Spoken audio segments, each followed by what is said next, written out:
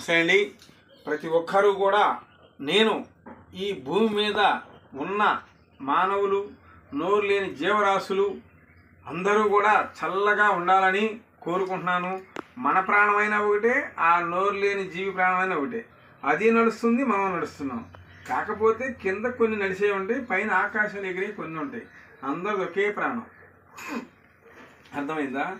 ఒక పిచ్చి మొక్కది కూడా ఒక ప్రాణమే, అది పీకంగా చచ్చిపోద్ది, వాడిపోద్ది. అట్లాగే నేను చెప్పేది ఏంటంటే, మీరు కూడా ఏదో ఒక దేవాలయంకి వెళ్ళి పూజ చేసుకోవడమా, లేకపోతే చర్చికి వెళ్ళి చర్చికి వెళ్ళటమా, లేదు మేము ముస్లిమ్స్ అంటారు నమాజ్ చేసుకొని చక్కగా ఎక్కడెక్కడో ఉంటా ఉండే కదా దేవాలయాలు, వెళ్ళరండి మీరు కూడా. అలాగే ప్రతి ఒక్కరూ కూడా నేను చెప్పేది ఏంటంటే, మీ కుటుంబాన్ని వెలుగులో తేవాలన్నా మీలోనే ఉంటుంది, చీకట్లోకి వెళ్ళిపోవాలన్నా మీలోనే ఉంటుంది.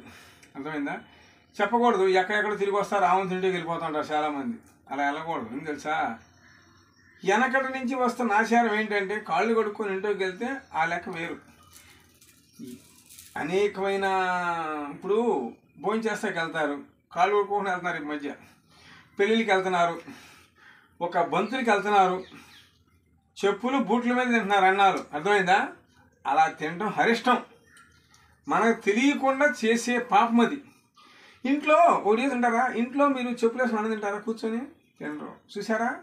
బయటికి వెళ్ళినప్పుడు ఏంటంటే మనం కూడా పద్ధతి పాటించుకోవాలి, నియమం అనేది ఉండాలి. ఇంట్లో చెప్పులు వేసుకొని కూర్చొని తినం కాను, ఇంటి బంతికడికి వెళ్ళినప్పుడు చెప్పులు వేసుకొని అటాసంగా కూర్చుంటాం, తప్పు.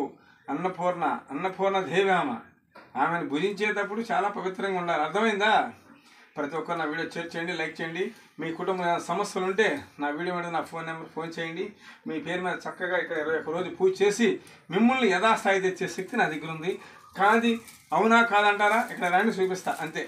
లేకపోతే నేను రమ్మంటారా, నేను వచ్చి మీ సుఖమే ఉంది, మీరు వచ్చారనుకోండి, ఇదిగోండి ఈ మనిషి శుభ్రం చేశాను, ఇంకో ఈ కుటుంబాన్ని బాగు చేశాను, ఇలా చేశాను చెప్పుకోగలుగుతా, వాళ్ళతో సాక్షిగా కూడా చెప్పుకోగలుగుతా. అర్థమైందా?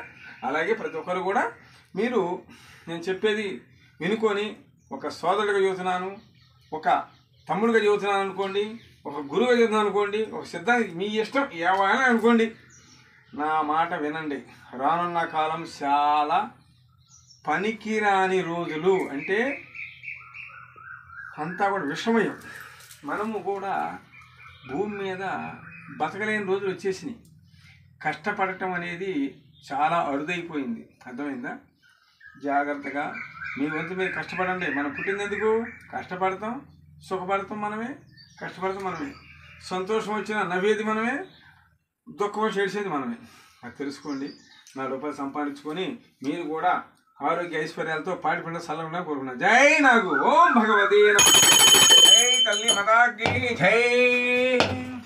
ఓం తల్లి మాతాకి జై. నాగమ్మ తల్లి నమః.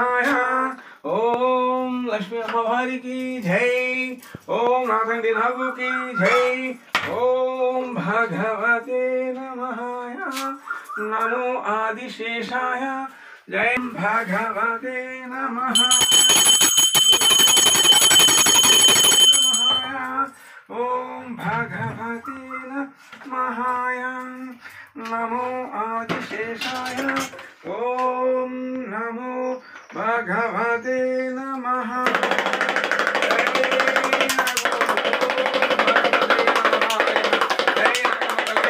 జై నాథండి నాగుకి జై. నాగలోక శక్తి అధిపతులకి జై.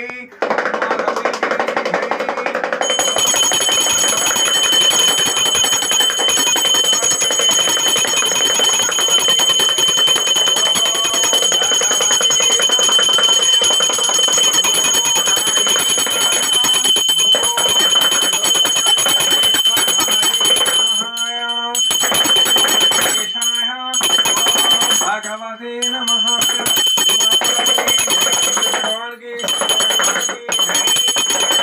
సకల దేవతలు వేడుకున్నాను. అమ్మ తల్లి మాతాకి